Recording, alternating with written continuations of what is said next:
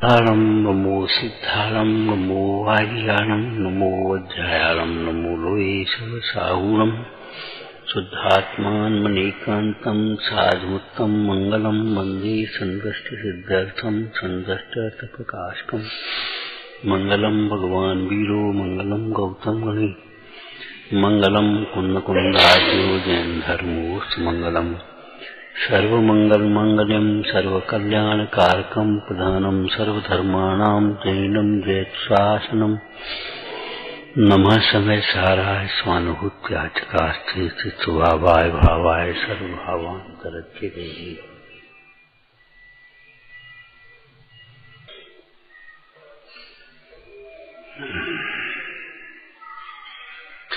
सकल कर्म संन्यास की भावना किस प्रकार भाना चाहिए, अमृतचंद स्वामी ने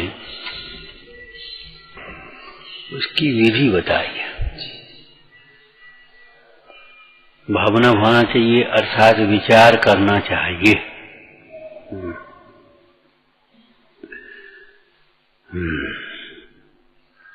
तो सामान्य रूप से सकल कर्म संन्यास भावनाम नाट्यति कृतकारितानुमन्ने काल विषयम मनोवचन काय परहृत कर्म सर्वम परमम नैष्कर्म मवलम्बे। त्रिकाल विषयम अतीत वर्तमान और भविष्य अनागत काल। त्रिकाल विषयम मन अतीत अनागत वर्तमान संबंधी सर्व कर्म को कृतकारितानुमन्ने मन वचन काय परिहृत्य परमम नैष्कर्म मवलम्बे। त्रिकाल संबंधी समस्त कर्म को मैं कृतकारित अनुमोदना और मन वचन काय से त्याग करके मैं परम नैष्कर्म का अवलंबन करता हूँ। इस प्रकार समस्त कर्मों का त्याग करने वाला ज्ञानी प्रतिज्ञा करता है, भावना भाता है।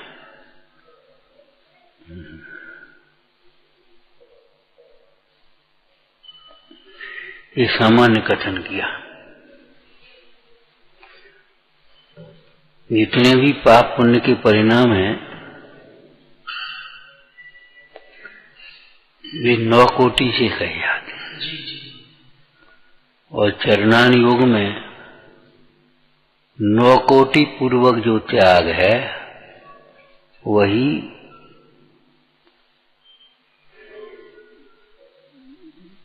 पूर्ण त्याग माना जाता है।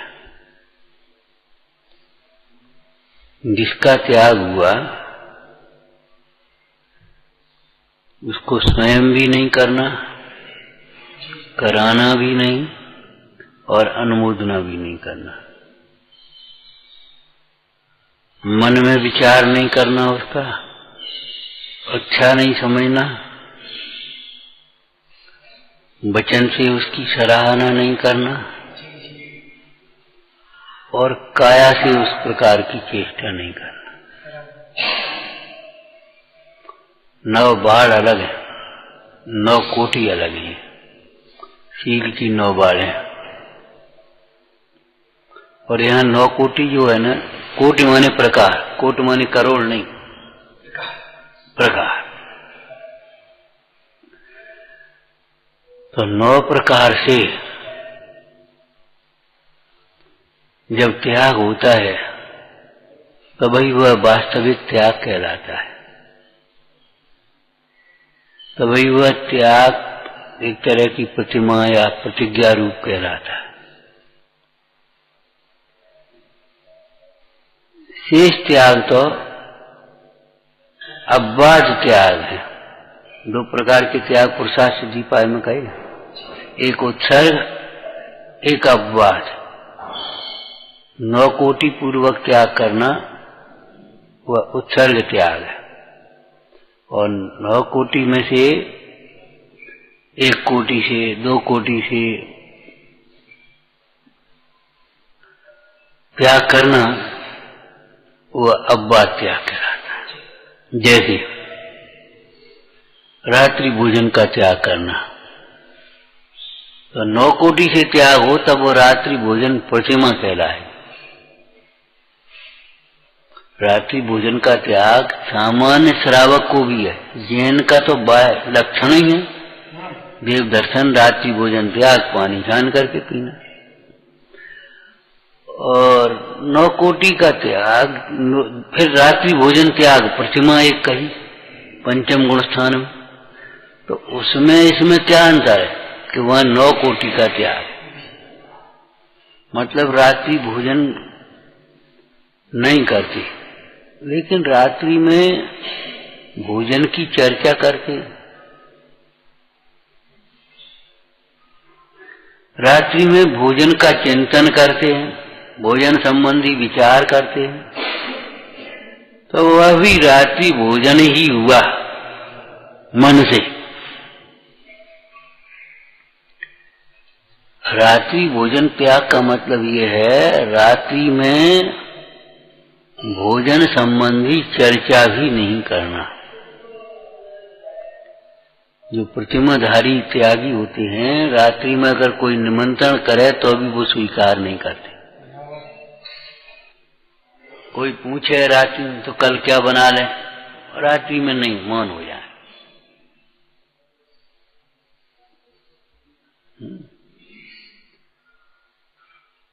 न मन में चिंतन करेंगे, न वचन से चर्चा करेंगे। वो शाम को भोजन में ये बना था, ये बहुत अच्छा बना था, और सवेरे ये बना ले, तो ये भी रात्रि भोजन के त्याग का दोष समझना चाहिए। मतलब भोजन की चर्चा नहीं, भोजन का चिंतन नहीं, और फिर भोजन संबंधी कोई प्रकार की क्रिया नहीं। आगे चलें तो रात्रि भोजन करना नहीं। अब रात्रि भोजन में रात्रि का बना हुआ भोजन दिन में करें तो भी दोष है। दिन में रात्रि में भोजन करते तो नहीं, लेकिन बनाते रात्रि में है और फिर दिन में करेंगे, तो आरंभ तो हुआ ही, हिंसा तो हुई। प्रयोजन पर दृष्टि न होने से रूढ़ी और पद्धति ग्रहण कर लेने मात्र से इस प्रकार की विकृतियां आती हैं। रात्रि भोजन का त्याग पुरुषार्थ सिद्धि पाए के अनुसार काय के लिए? अहिंसा के पालन के लिए। समस्त व्रतों का पालन या समस्त पापों का त्याग केवल अहिंसा व्रत के लिए ही है। अहिंसा ही परम व्रत है, अहिंसा ही परम धर्म है। शेष व्रत और शेष धर्म तो उसी में अंतर्गर्भित समझ लेना चाहिए।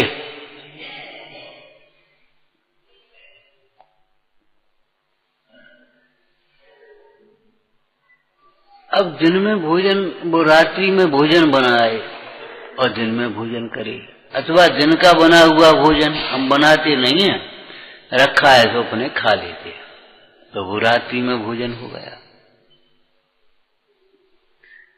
न दिन का बना रात्रि में, न रात्रि का बना दिन में भोजन, तब वह त्याग कहलाता है। भगवान का धर्म सूक्ष्म धर्म है, स्थूल क्रिया नहीं है।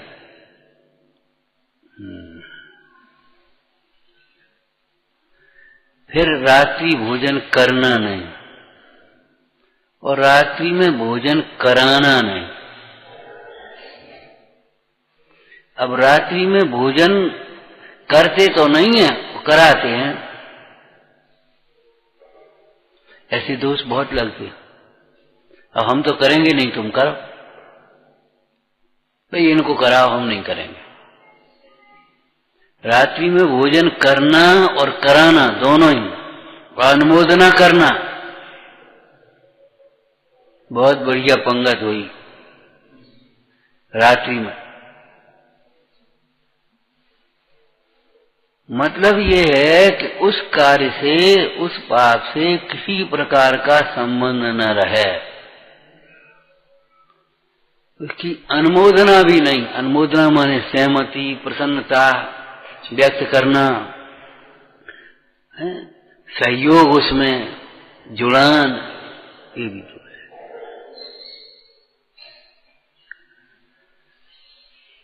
इसी प्रकार समस्त पापों को समझना चाहिए। उस दिन देव दर्शन संबंधी बताया था, सांसारिक कार्यों को, सांसारिक झंझटों को छोड़ दें। बस कुछ समझे ही नहीं। सांसारिक चिंतन, सांसारिक चर्चाएं, सांसारिक चेष्टाएं, खाना पीना, सोना, उठना, बैठना, लड़ना झगड़ना, पंचायत, ये सब मंदिर में करना, ये सब निषिद्ध हो गए। करना, कराना, अनुमोदना करना।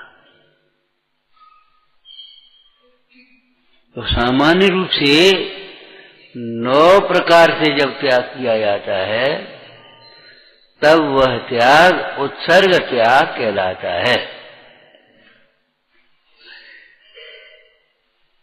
उसी का विशेष टीका में यहां पर कहा गया।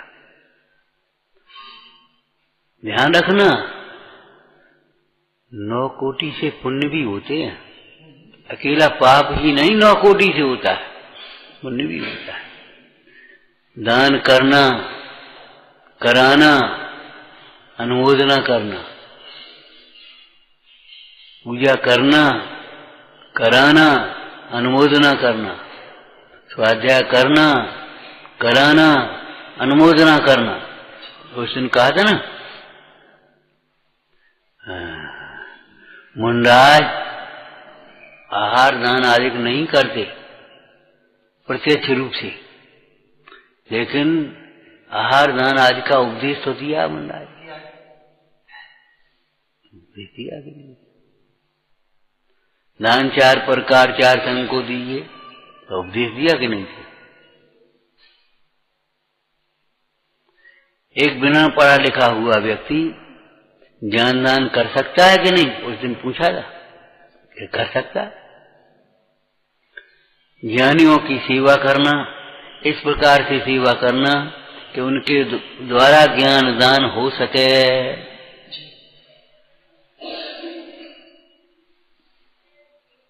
ज्ञानियों को निश्चिंत करना। आज जैसे गृहस्थी में है ज्ञानी, तो उनको आजीविका की ओर से निश्चिंत कर दिया, जाओ तुम तो करो। 2 भाई हैं, एक को स्वाध्याय और ज्ञान की रुचि है, जाओ तुम तो चिंता मत करो, दुकान पर हम बैठे, तुम जाओ अपने प्रवचन करो, क्लास ले, जाओ अपने आराम।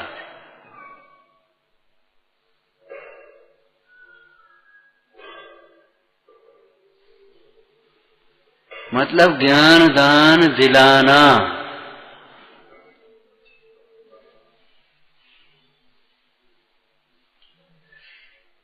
जिनके द्वारा ज्ञान दान दिया जा सकता है, उनको सर्व प्रकार से प्रोत्साहित करना, उनकी अनुमोदना करना, उनका सहयोग करना, उनकी विनय करना, उनके लिए सेवा करना, उनके लिए साधन जुटाना, ये सब ज्ञान दान के अंतर्गत है। इसी प्रकार सब वैद्य तो नहीं है, औषधि दान सब कैसे दे पाएंगे? कि भाई कोई रोगी है, उसको वैद्य से संपर्क करा दिया है, भैया इनको औषधि दे देना और पैसा हम दे देंगे। उनको ला करके दिखा दिया, उनके लिए और उसकी विधि बना दी, सेवा करना, कराना, अनुमोदना करना, औषधि देना, दिलाना, अनुमोदना करना।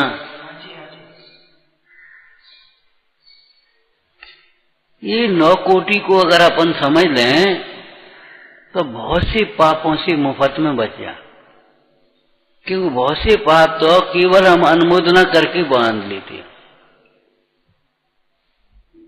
करते नहीं है, अनुमोदना करते हैं। और अगर इस कृतकार्यता अनुमोदना मन वचन काय की ओर से देखें तो आज जीव पापों के त्यागी बिरले ही मिलेंगे।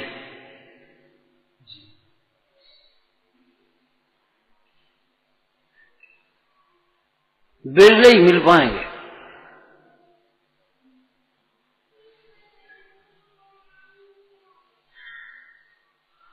इस प्रकार का व्यापार नहीं करना। 9 कोटि कहीं गए, वाह बहुत सुंदर डेकोरेशन, बहुत अच्छा लगने लगा, बहुत अच्छा बहुत अच्छा बहुत अच्छा। तो उसके बनने में जितनी हिंसा हुई है वह सब अनुमोदना के रूप में तुम उसमें शामिल हो गए। हिंसा का पाप कहा था ना, विवाह एक किया है और कराए कितने फिर, और अनुमोदना तो ना क्या किसी की, क्या किसी की अनुमोदना। कितनी बारातें निकलती हैं और अनुमोदना कर देते, बहुत बढ़िया बात, कोई मतलब नहीं।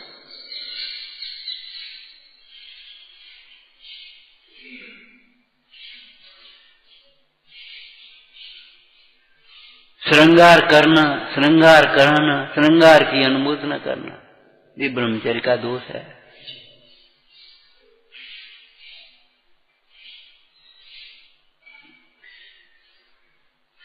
अरे भाई, पाप की कम से कम अनुमोदना मत करो, अपने भी पाप है। टोटरमल जी का वाक्य कुछ बोलोगे, आश्रम तत्व की भूल, 7वां अधिकार। जब तक ज्ञाता दृष्टा रूप निर्बंध परिणति न हो तब तक प्रशस्त राग रूप प्रवर्तन करो, परंतु सिद्धांत तो ऐसा रखो कि यह भी ये है।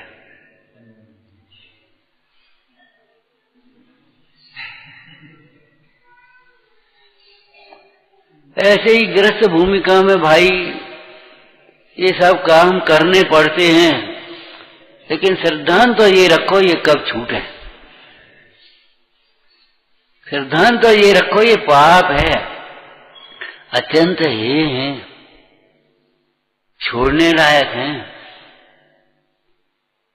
उनमें भला मत मानो। कोई कहानी का वाक्य बोलो। भरत चक्रवर्ती दिग्विजय करके जब लौटे तो बड़े खिन्न चित्त। खिन्न चित्त क्यों? हाँ, के द्वार का, अयोध्या के द्वार पर चक्र रुक गया। 99 भाई के पास समाचार भेजे, तो दीक्षा लेके चले गए। बाहुबली आमने सामने खड़े हो गए, जैसे तैसे वो निपटी तो वे भी दीक्षा लेके चले गए।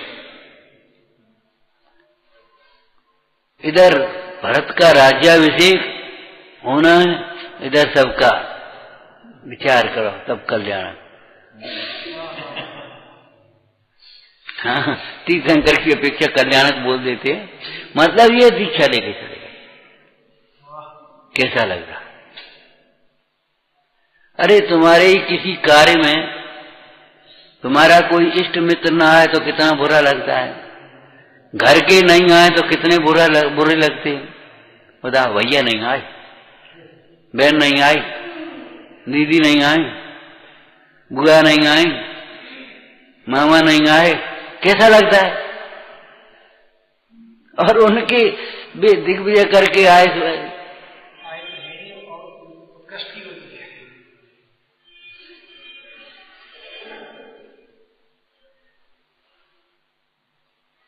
बार बार धिक्कार आ रहा था। अरे धिक्कार है इस राज्य को, धिक्कार है इस चक्रवर्ती रूपी अपद को। पद क्या अपद है?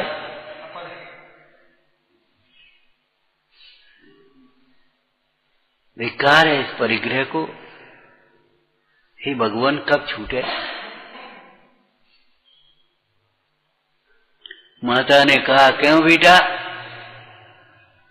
दिग्विजय करके आए हो 6 खंड के ऊपर, खुशी होना चाहिए। कि काय की खुशी, ये हमारी रुचि का कार्य थोड़ा ही है तो खुशी हो। मोह का तीव्र उदय, पुण्य का उदय, पुरुषार्थ की कमजोरी न्यूनता, ठीक है हो गया, हो रहा है।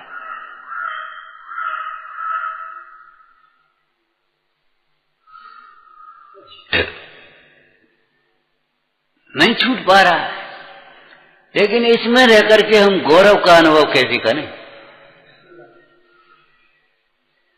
अपने को श्रेष्ठ कैसे माने, महान कैसे माने।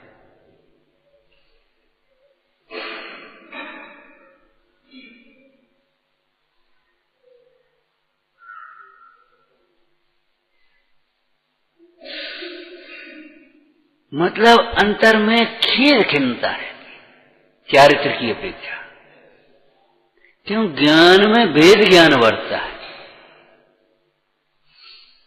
भेद ज्ञान स्वपर का भी बढ़ता है, ये पर का कार्य है, ये अपना कार्य नहीं है, अपने हित का कार्य नहीं है।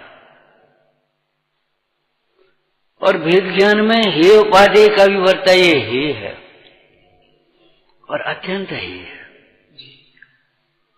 आपके जीवन में से बता, किसी व्यक्ति को कुसंग में पड़ करके बीड़ी पीने की आदत पड़ गई,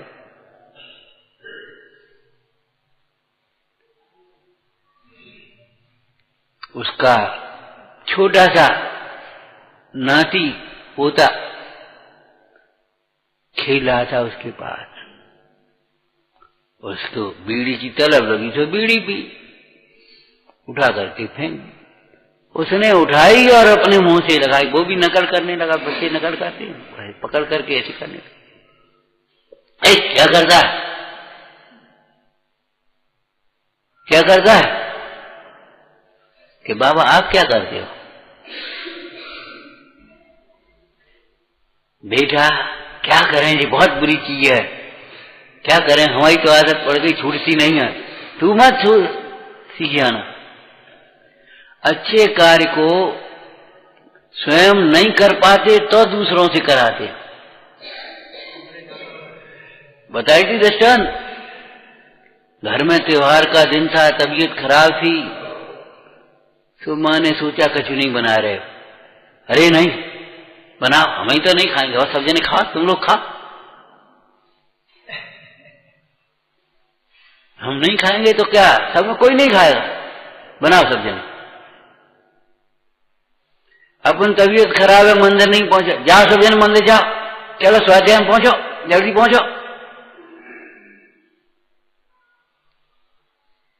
तुम लोग बैठे बैठे क्या कर रहे हो, तुमने इतनी देर क्यों कर ली तुमने। वो आपको दवाई, अरे हमारी रख दो, हम ले लेंगे, तुम जाओ जल्दी सब जने मंदिर जाओ, स्वाध्याय में पहुंचो।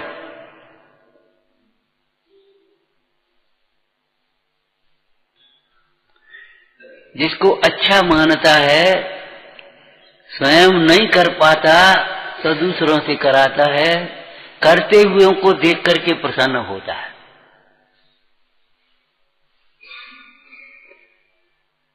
जिसको बुरा जानता है, उसे स्वयं नहीं छोड़ पाता है, तो तुम तो छोड़ो।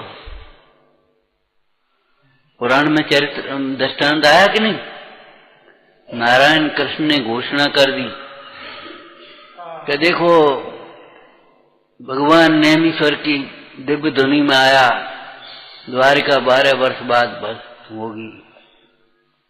अब हम तो दीक्षा नहीं ले पा रहे, हमारा इस प्रकार का योग नहीं है।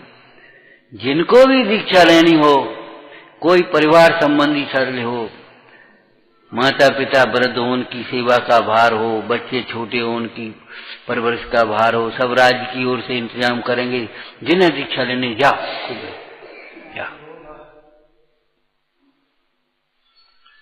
तीर्थंकर जब दीक्षा लेने का प्रसंग बनता है, लेते हैं तब नहीं कहा, तब लौकांतिक देव आकर के अनुमोदना करते, हे प्रभु हमारी देव पर्याय में ये योग्यता नहीं है, आप जाओ जल्दी दीक्षा ग्रहण करो।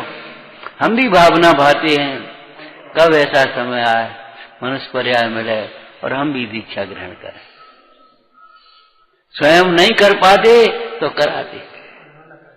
पिताजी पढ़ नहीं पाए, लड़के को पढ़ाते हैं, बेटा हम तो नहीं पढ़ पाए, तुम पढ़ो जितना पढ़ना हो, खूब पढ़ो।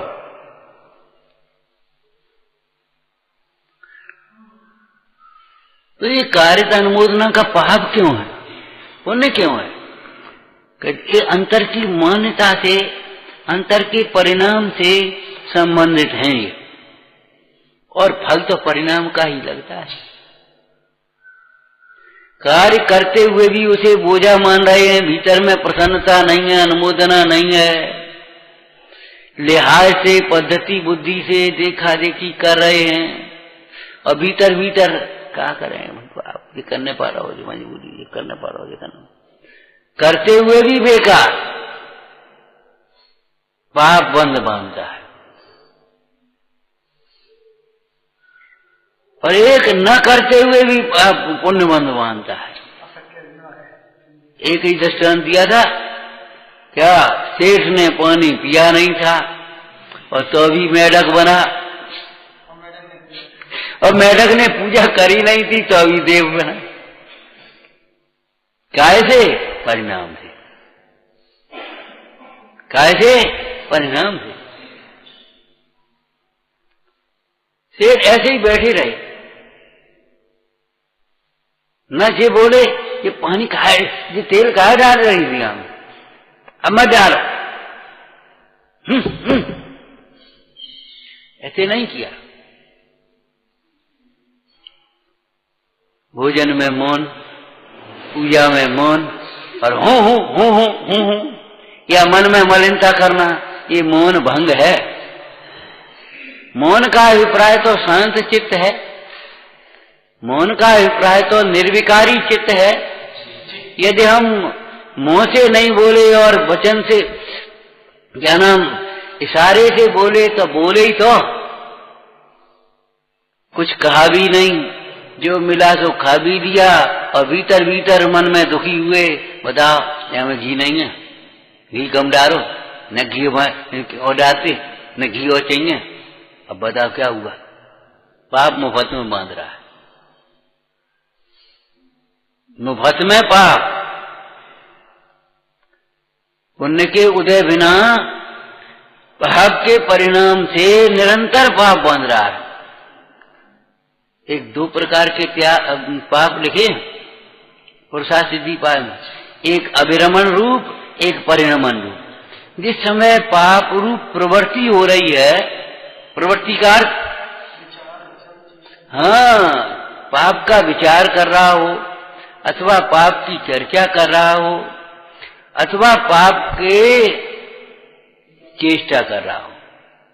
प्रवृत्ति काया से ही अकेली नहीं, वचन से और मन से प्रवृत्ति भी प्रवृत्ति है।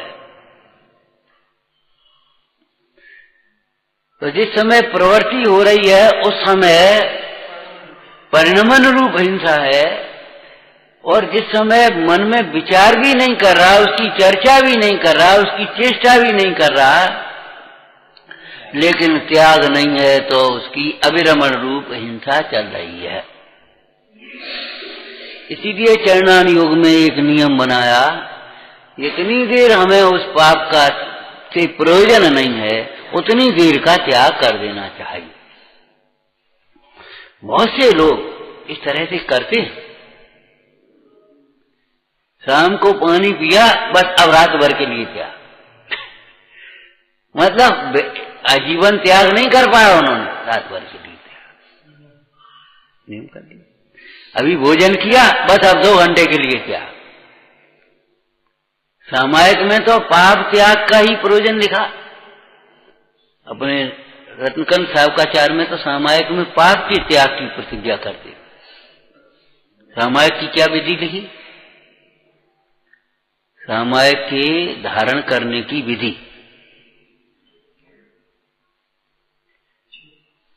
जिनका जीवन निष्पाप आनंदमय है, ऐसे भगवंतों का, साधुजनों का स्मरण करके, उनको नमस्कार करके, उन जैसे ही पवित्र निष्पाप आनंदमय जीवन की प्राप्ति की भावना सहित उतनी देर के लिए हाँ समस्त प्रकार के पाप का त्याग करना, ये सामायिक प्रतिज्ञा है।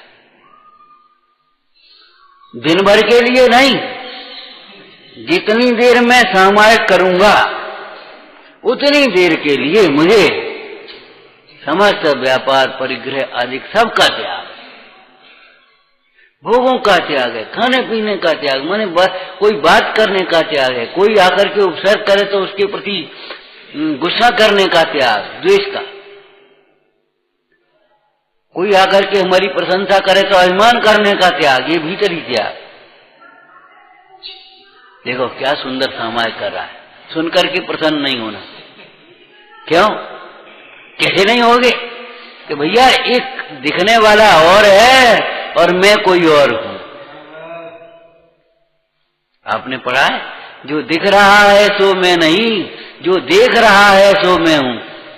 ये पहला चरण है, तत्व चिंतन का पहला चरण क्या है? जो दिख रहा है सो मैं नहीं, जो देख रहा है सो मैं हूं।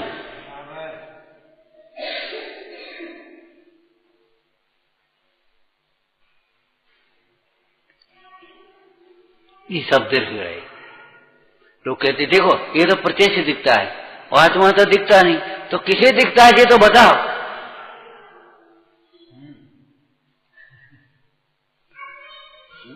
न्याय शास्त्र के सूत्र याद होंगे तुम। भाई जब दिखने वाला दृश्य है तो कोई देखने वाला भी होना ही चाहिए।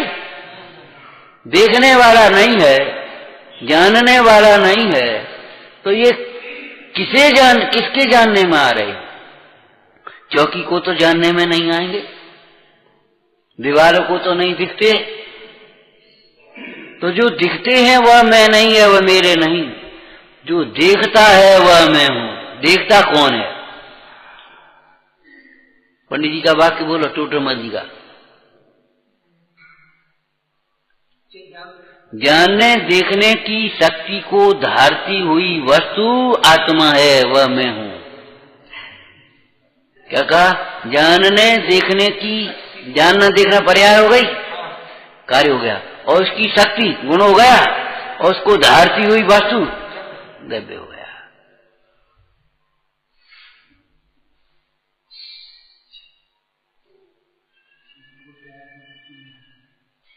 जानने देखने की शक्ति को धारती हुई वस्तु। पद्य में क्या लिखा? देखो, ये पर्याय मैं नहीं हूं, ये दिख रही है। इस पर्याय विषय जो को, इस पर्याय में जानन देखन हारो सो, मैं हूं जीव द्रव्य गुण भूप एक अनाज अनंत अरु। ये पर्याय मैं नहीं हूं। इस पर्याय में जानने देखने वाला कौन है? जिसके निकल जाने पर आंखें ऐसी रह जाती हैं, कान ऐसे रह जाते हैं, न दिखता है न सुनने में आता है। बोलो, अगर मुर्दा हो गया तो आंख नाक कान इंद्रियां तो जहां की तहां हैं, द्रव्य इंद्रियां, फिर क्यों नहीं ये कार्य होते हैं? देखना, सुनना, सूंघना, स्पर्शना, अब क्यों नहीं होते? कि ये शरीर थोड़े ही इन कार्यों को कर रहा है, शरीर नहीं करता इन कार्यों को। इन कार्यों को, कौन से कार्य को? देखना, सुनना, सूंघना, अर्थात एक शब्द में कहो तो जानना, करने वाला तो जीव है, जीव निकल गया। इसीलिए तो गणित के सूत्र बनाए, मुर्दा है जीव किसे कहना? कि जिंदा माइनस मुर्दा, जिंदा माइनस मुर्दा, मुर्दा रह गया जिंदा। जिंदा और मुर्दा का अंतर बताओ, जीव नहीं मानो। जिंदा और मुर्दा का अंतर बताओ। कि जीव सहित शरीर को जिंदा कह देते हैं और जीव रहित शरीर को मुर्दा कहते हैं।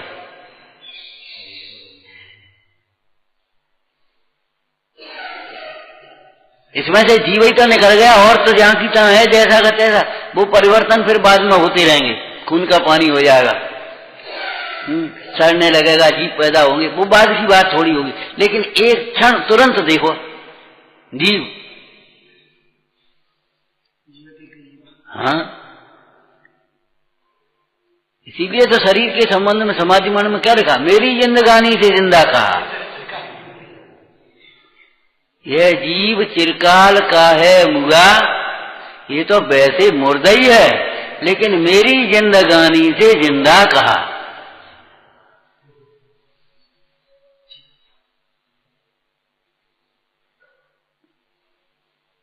छिलका बताया था ना, छिलका बादाम के साथ है तो बादाम कहलाता है, और जब मिगी निकाल दो तब क्या है। लोगों को छिलके की बड़ी कीमत है, लेकिन ये बताओ छिलके में से मिगी निकल जाए, दोनों को अलग अलग कर दो,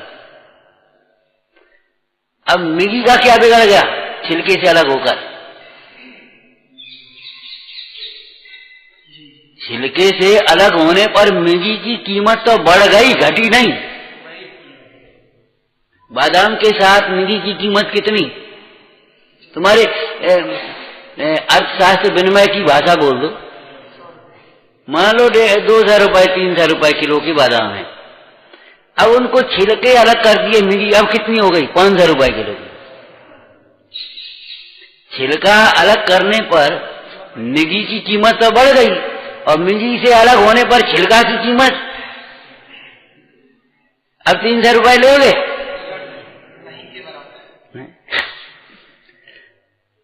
अब तो वे जलाए के मंजन में डाल दे, और नहीं तो फेंक दे, और कहीं नहीं होने ताबरे।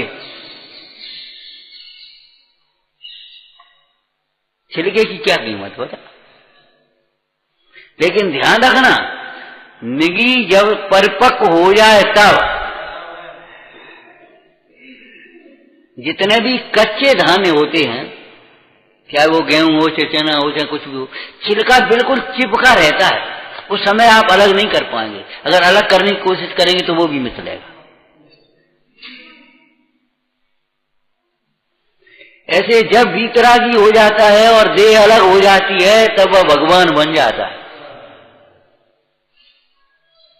रागी होने पर देह को अलग करने की कोशिश करोगे तो वह दुखी होगा, संकट से मरेगा, कुगति को प्राप्त होगा। मोही जीव की देह छूटे, देह और आत्मा अलग अलग होंगे ही मरण के समय।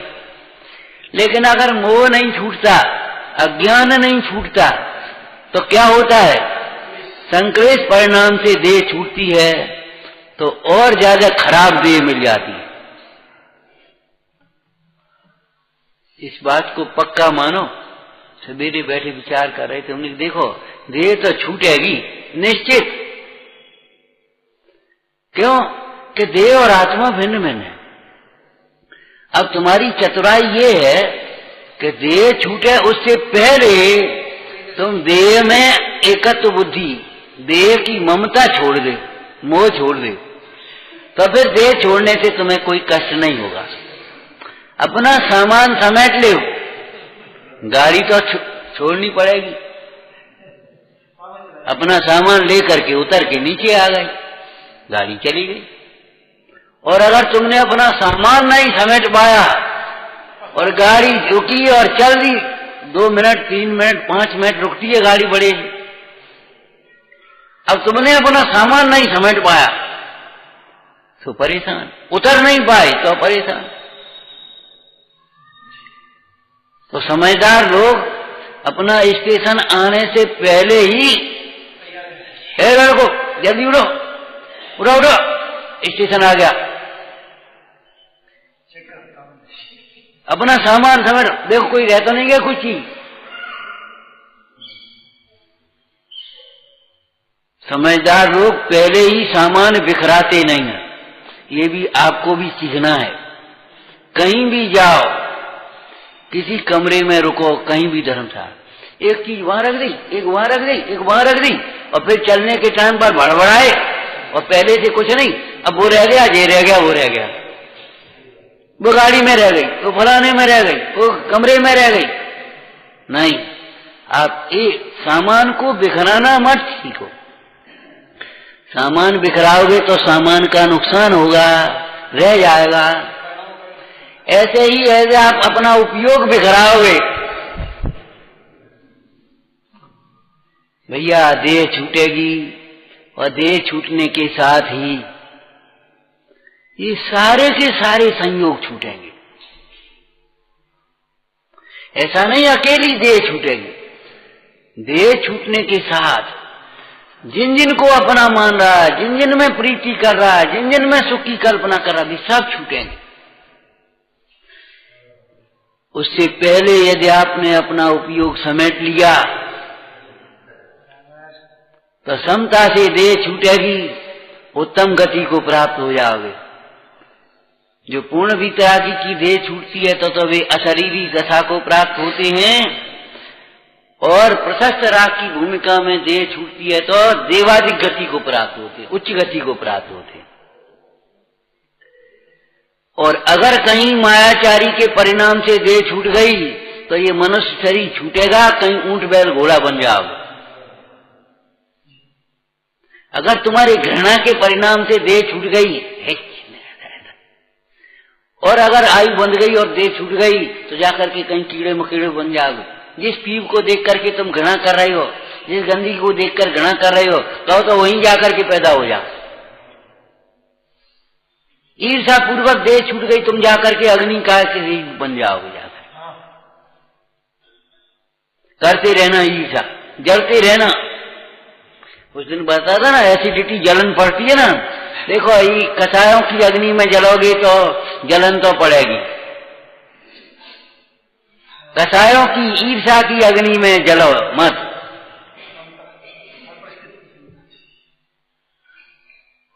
जैसे टेढ़े आड़े परिणाम करोगे, वक्र परिणाम करोगे तो वक्र शरीर मिलेंगे, घिनावने परिणाम करोगे तो घिनावना शरीर मिलेगा। मैं कल कहा था ना, दरिद्र कैसे हो जाता है, ये भी तुम्हारी अज्ञान चेतना का फल है। दरिद्र कैसे होता है, फिर दोहराओ तो कल का बताओ। होता है धन का अभिमान करने से। किसी के पास धन है, वो धन का अभिमान करता है तो नियम से दरिद्र होगा। नंबर 2, धन को व्यसनों में बर्बाद करने से। धन को व्यसनों में, जुआ में, शराब में, मांस मदिरा आदि में, कुरीतियों में, शौक फैशन में, विलासताओं में, प्रदर्शन में बर्बाद करने से निर्धन होता है। यदि धनवानों से ईर्षा करने से निर्धन होता है। धन रहित धनवात्माओं का तिरस्कार करने से, किसी के पास पैसा नहीं है और बेचारा सीधा सज्जन आदमी है, सरल है, परोपकारी है, विनयवान है, कुछ नहीं, ये क्या है? धन रहित धर्मात्माओं का, सज्जनों का तिरस्कार करने से ये है, ये जीव दरिद्र होता है। धनवान कैसे होता है? धन को पाकर के अभिमान न करे, धन का दुरुपयोग न करे, धन को पाकर के जो परोपकार करता है, धन का त्याग करके निर्गंत हो जाए वे तो धन्य है। लेकिन धन का त्याग नहीं कर पाते तो धन का परोपकार करते हैं, धन का सदुपयोग करते हैं, ऐसे जीव पुनः धनवान हो जाते। धनवानों से ईर्षा नहीं, धनवान को पुण्य का फल जान करके पुण्य कार्यों में लगते हैं। कोई धनवान भी अच्छा काम करे, पुण्यमान, ऐसा थोड़ी धनवान सब पापी हो जाए, तो उसकी अनुमोदना करते। अरे बड़े आदमी का है, 2-4 लाख दे दे तो, अरे नहीं तो तुम छोटे आदमी, तुम 2-4 हजार दे दो, 2-400 दे दे, कमा दे, और नहीं तो अपनी शक्ति, अपना समय शक्ति दे दो, अनुमोदन ही कर लो तुम। उससे यह जीव धनवान होता है। परिणाम से होता है। तो देखो ये शरीर छूटेगा, धन छूटेगा, परिवार छूटेगा, सब छूटेगा। किसी का किसी से वियोग कराया तो वियोग हो जाते। कई प्रसंग ऐसे बनते हैं, आए और आकर के कोई बात विशेष खास नहीं थी, न जरा सी बात हुई, कहना सुनी और गोली मार दी।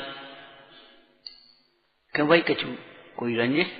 कि नहीं कछु रंजिश नहीं थी, कोई बात नहीं थी। आए सो उनने उनसे फलानी चीज मांगी, उन्हें नहीं दी। अच्छा फिर गोली मार दी। तो जी ये भी तेरे परिणाम का फल है। अब ऐसे जीव जिन्होंने अकारण दुर्बलों को सताया होगा, है? अकारण जिसने सताया तो वह उसी प्रकार से फिर सताया होगा, अकारण रूप से मारा होगा। तुमने कोई कहानी पढ़ी? नई कहानी हो, मृत्यु महोत्सव पुस्तक है, उसमें होगी।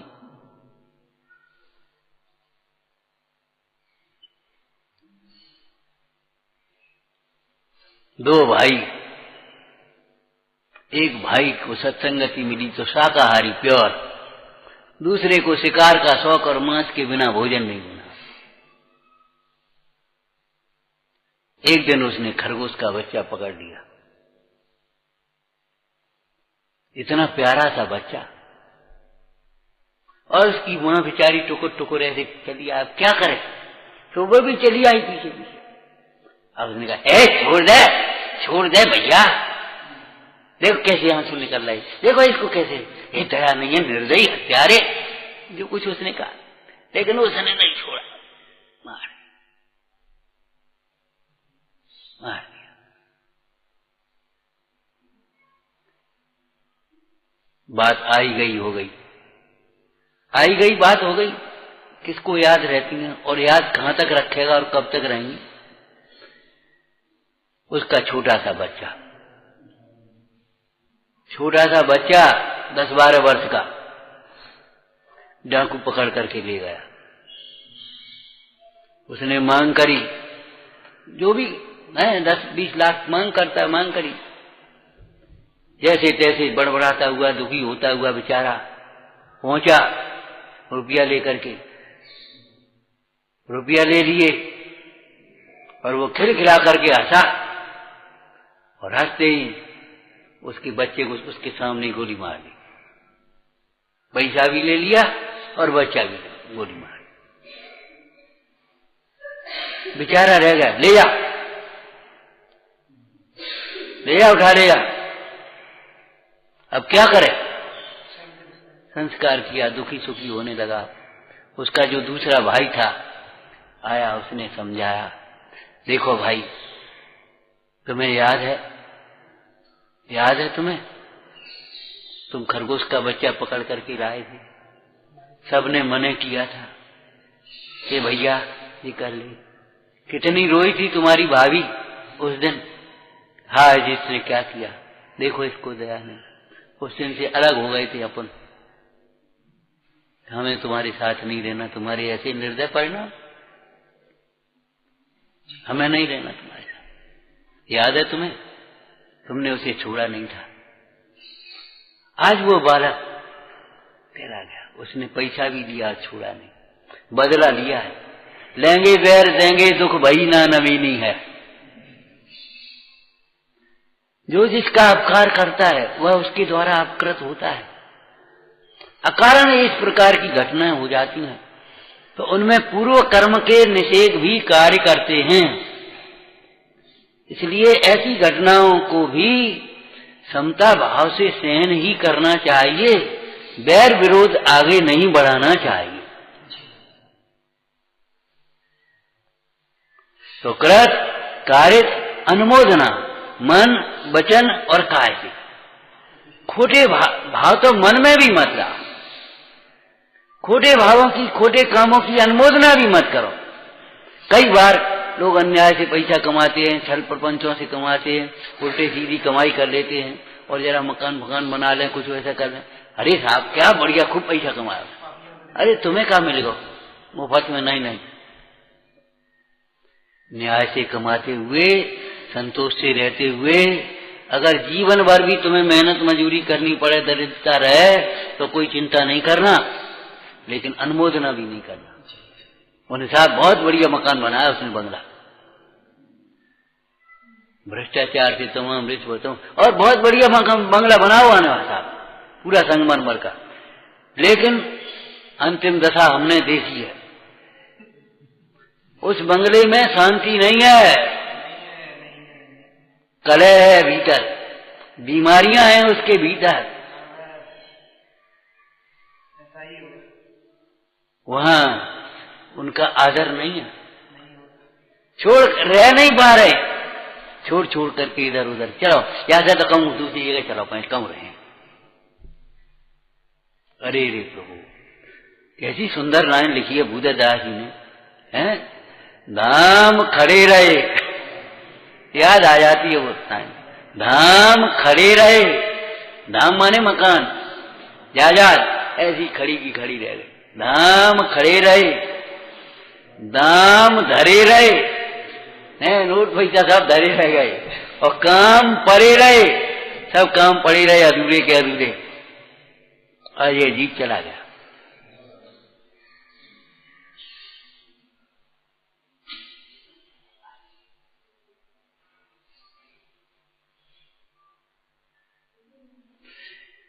द्रव्य के अनुसार आचरण करो। क्या पढ़ रहे थे, कल पढ़ रहे थे प्रवचन साहब, क्या पढ़ रहे थे? हाँ, चरित्र की सिद्धि होती है, चारित्र की सिद्धि होने पर द्रव्य की सिद्धि होती है। अविरुद्ध आचरण करो, द्रव्य से अविरुद्ध आचरण का कुछ विचार किया तुमने कि वैसे ही पड़ गए? हम लेटे लेटे सोच रहे, हमने देखो जिन्हें कभी होश नहीं है, द्रव्य से अविरुद्ध आचरण करो, आगे बढ़ गए। द्रव्य से अविरुद्ध आचरण कैसा होता है? द्रव्य से अविरुद्ध आचरण, देखो तुम्हारा जीव द्रव्य आत्मा, उसका स्वभाव राग द्वेष करने का नहीं है। राग द्वेष आत्म स्वभाव से विरुद्ध भाव है।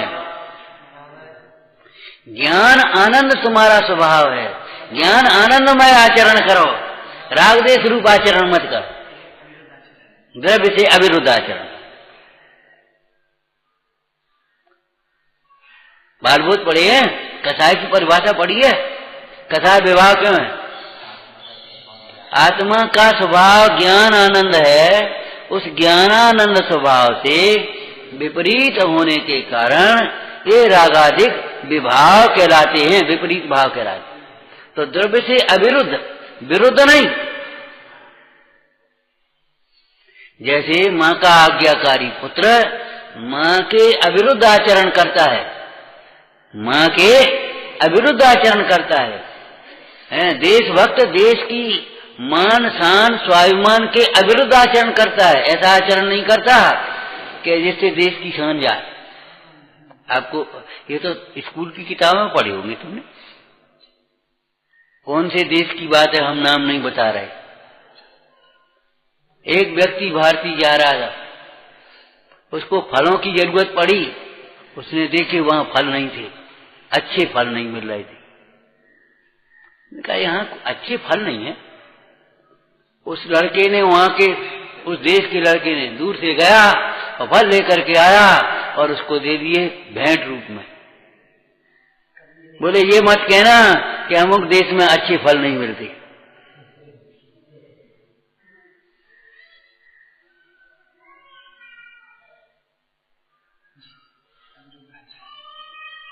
देश के अविरुद्ध आचरण, गुरु के अविरुद्ध आचरण, शास्त्र के अविरुद्ध आचरण और आत्म स्वभाव के अविरुद्ध आचरण करो। ये तुम्हारा जितना भी कसाय रूप आचरण है, क्रोध रूप आचरण, ये विरुद्ध आचरण है, विपरीत आचरण। मान रूप आचरण विरुद्ध आचरण है, मायाचार रूप आचरण विरुद्ध आचरण है, लोभ रूप आचरण विरुद्ध आचरण। आत्मा का स्वभाव ज्ञानानंदमय है, इसलिए ज्ञानानंदमय आचरण करो। अब तुमने कहा अनादि अनंत है, तो ठीक है, तो अनादि अनंत आचरण करो। क्या मतलब है? अपने को अनादि अनंत समझो। अरे देह ही तो मरेगा, सुनाया था दृष्टांत तुम्हें। वो शिक्षण शिविर का बालक और डाकू पकड़ करके ले गया। एक दिन डाकू ने उस लड़के से कहा, है लड़के, तेरा पिता पैसा नहीं भेजता है, अभी गोली मारता हूं, कह दे अपने पिता से फोन पर पैसा भेजे, नहीं अभी गोली मारता हूं। उसने कमीज उठाई, ऐसे खड़ा कर कमीज ऊपर कर दी, मार दे, बेग तो मारेगा, मेरी आत्मा तो अजर हमारे। ये है अविरुद्धाचरण।